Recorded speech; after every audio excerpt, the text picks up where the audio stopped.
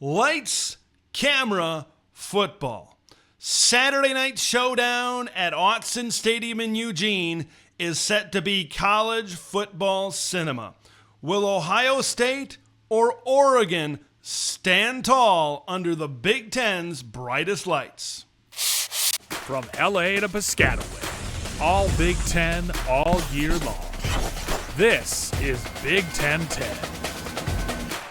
For those that have been watching my Big Ten football game previews this year, you know what's about to happen here in just a little bit. I'm about to put up a half-page graphic that lists 3 bullet points, those being the 3 biggest storylines of this particular game. Yeah, there's more than 3 storylines in this Ohio State-Oregon matchup featuring 2 teams ranked in the top 3 of the AP poll this week. This game is laden with storylines. Chip Kelly coming back to Autzen Stadium once again, the first time as the offensive coordinator of the Ohio State Buckeyes. Of course, he came back to Autzen Stadium 3 times as head coach of the UCLA Bruins. Of course, Chip Kelly, the head coach of the Oregon program in the late 2000s and the early 2010s, when that program really started to build into the program that we know and love today in Eugene, Oregon, as that top 10 type of college football program right now. Ohio State is looking for payback. The last time these 2 teams met, 2021, Oregon came into the Horseshoe in Columbus, and C.J. Verdell ran all over that Ohio State defense. The Buckeyes are looking for revenge. Can another road team win a big-time game between the Ducks and the Bucks in this one? And these are 2 head coaches with 2 fan bases that are yearning for a big-time statement win. We all know about Ryan Day and the failure to beat Michigan the last few years. Dan Lanning, in his short stint so far as the head coach at Oregon, last year losing twice to the arch-rival Washington Huskies, and overall, Dan Lanning hasn't fared exactly well against his rivals and maybe against bigger and badder competition. One of these coaches is going to get a big-time win on Saturday night, and the fan base is going to feel a lot better going forward. And the winner of Saturday night's matchup at Autzen Stadium in Eugene is going to be in the fast lane and have the fast track to Indianapolis, considering the personnel on these 2 teams, considering the schedules remaining for these 2 teams. The winner is in a prime position to go 9-0 throughout the Big Ten schedule. The loser is probably going to be sitting there around an 8-1 record. There are other teams in the Big Ten that could also go 8-1 in the Big Ten Conference. And then you get into tiebreakers, and you get into all of that kind of goes along with it. So there are so many storylines that really factor in with this particular matchup between the Bucks and Ducks. But we're going to focus on some on-the-field storylines when we really start to break this one down. The war in the trenches is going to be an epic battle. When you look at a trench battle like this is as good as you're going to get. Oregon's offensive and defensive line, Ohio State's offensive and defensive line, all 4 units are absolutely elite.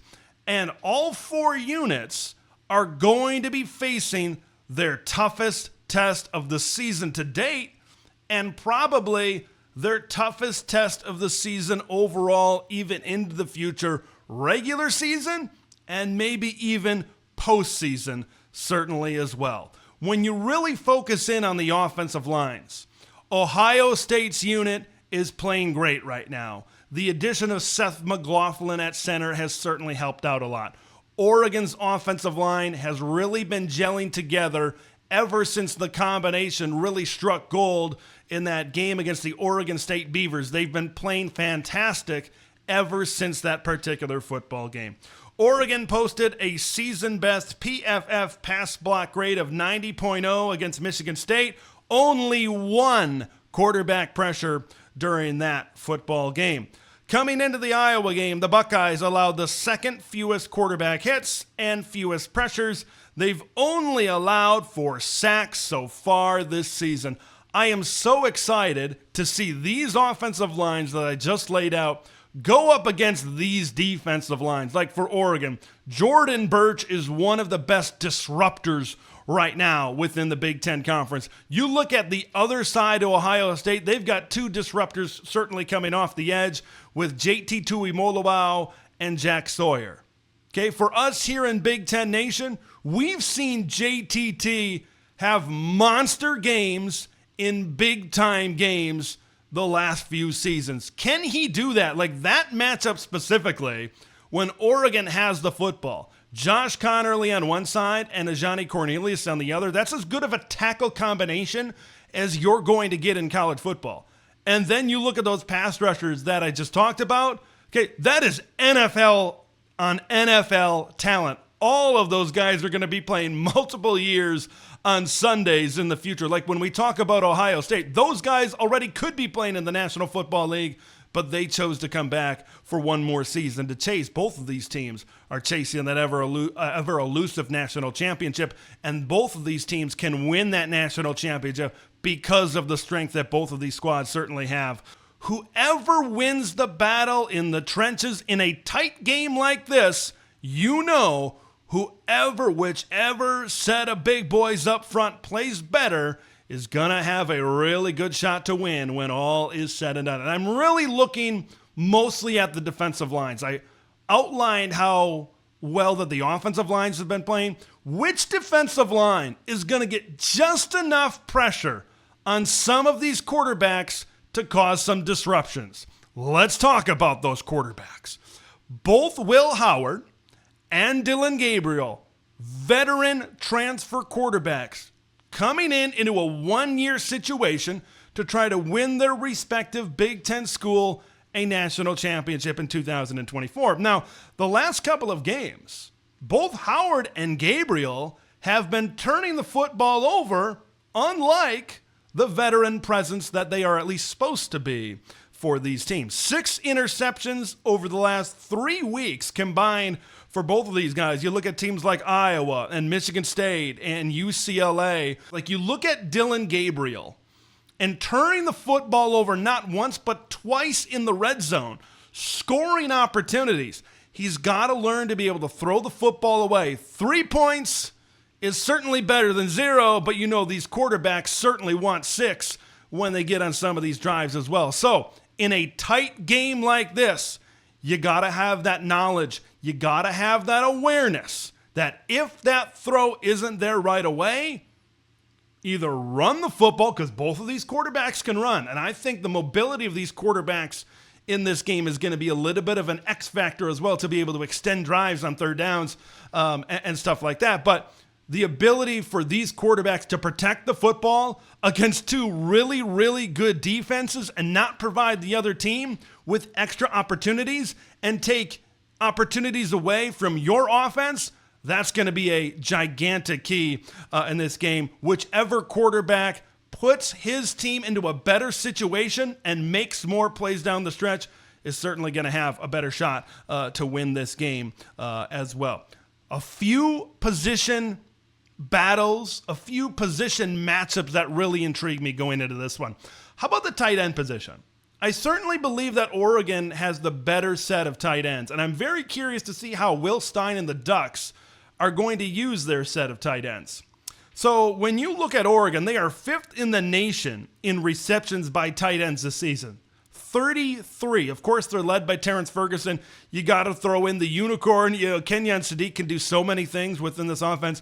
Don't forget about Patrick Herbert near the goal line. When you look at these teams, and there's a lot of sexiness at running back and at wide receiver, and there's a lot of headlines. Especially, we just talked about these defenses. Of course, are really good as well, but I think the Oregon tight ends are going to be one of those X factors, one of those groups of people in this game that maybe a lot of people aren't talking about right now that could be a big-time factor to keep the drives moving when defenses are focused on containing Tez Johnson. It's the tight ends I think for Oregon that could possibly shine. And I'm very curious to see how Ohio State matches up against these tight ends. Is it going to be a linebacker? That's an advantage for Oregon. Is it going to be a safety? Somebody like Caleb Downs, right? That could certainly provide a little bit more competition for Ohio State to be able to cover that a little bit better in this game. So that's something that really, really interests me. You look at Ohio State, you look at G. Scott Jr.,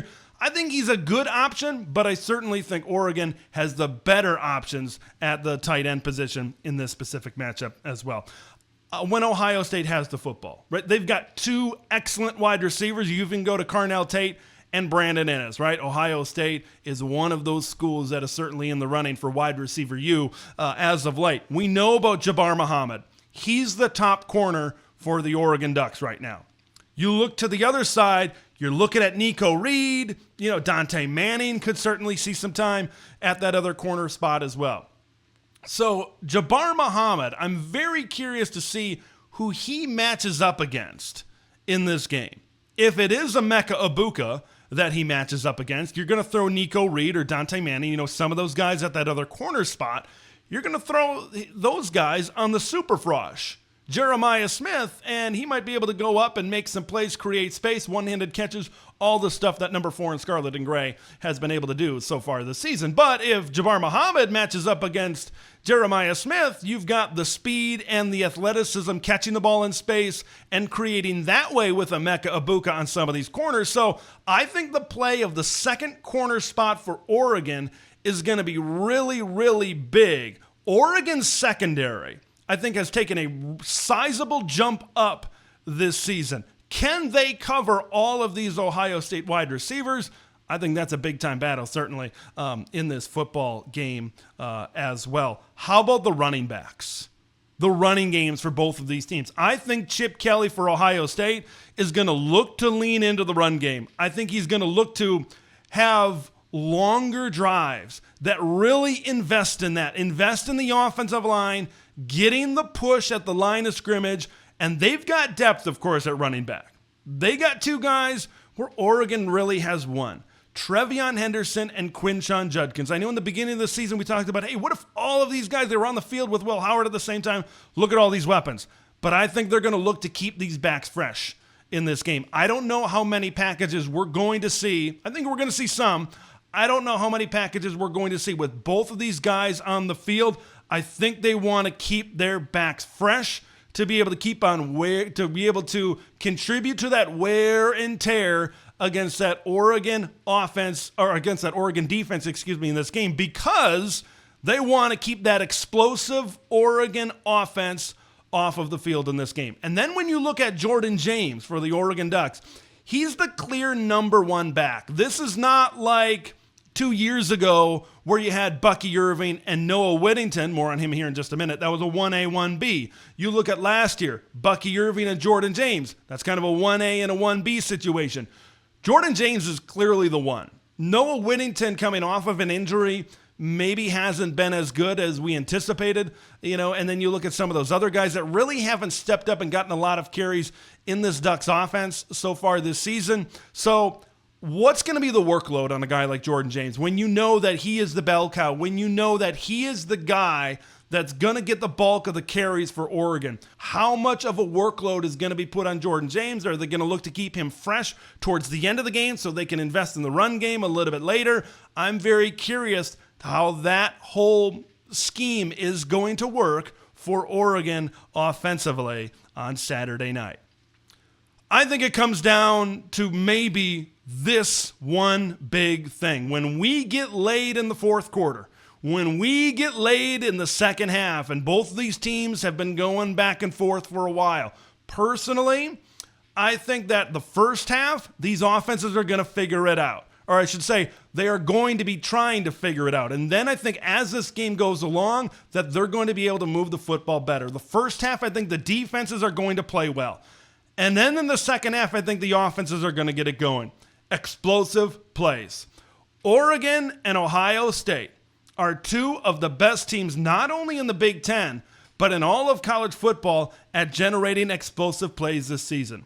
The Ducks and the Buckeyes are two of 17 teams nationally with at least 6 plays of 50 yards or more this season, and they are the only two in the Big Ten Conference so far. Who's going to be able to keep their defensive assignments to limit some of these explosive plays, and which offenses are going to be able to capitalize on these explosive plays at the end of the game? And I think when we think of explosive plays, we think of maybe some of these longer passes over the top. It's not that. I think, like I said about Ohio State, I think Chip Kelly is going to look to wear down Oregon's defense. So it could be that explosive 50, 60-yard run from Trevion Henderson or Quinshon Judkins. For Oregon, it could be getting Tez Johnson in space and letting him create. He breaks a tackle, he breaks two, and all of a sudden we know that 15 in black is going to be off to the races. Who can hit the big play? I think it's going to come down to that. I think in the second half, late in the second half, it's going to come down to who can make that big time play in the big time spot at the end of the game. This game, I think, comes down to three things. It comes down to who wins the war in the trenches of these elite units. It comes down to which quarterback can protect the football and play better in this game. And it comes down to explosive plays. Personally, when I look at both of these offenses, I think Oregon has the advantage in being able to hit explosive plays in this game, which is why I've got the Ducks winning in a tight 24-21 game over the Ohio State Buckeyes. This is going to be absolute cinema at its finest in the college football world. That's my thoughts on this game. I know there was a lot there, but those are my thoughts on this game. What about you? You got Ohio State? You got Oregon? Score predictions, all that. Leave it in the comments below. I'm Big Ten Ted. We will see you in the next one. Thanks for watching Big Ten Ted, where it's all Big Ten all year long. Make sure to like the video to spread the word of Big Ten Ted to the masses, and subscribe to the channel for updates on Big Ten content that drops every day.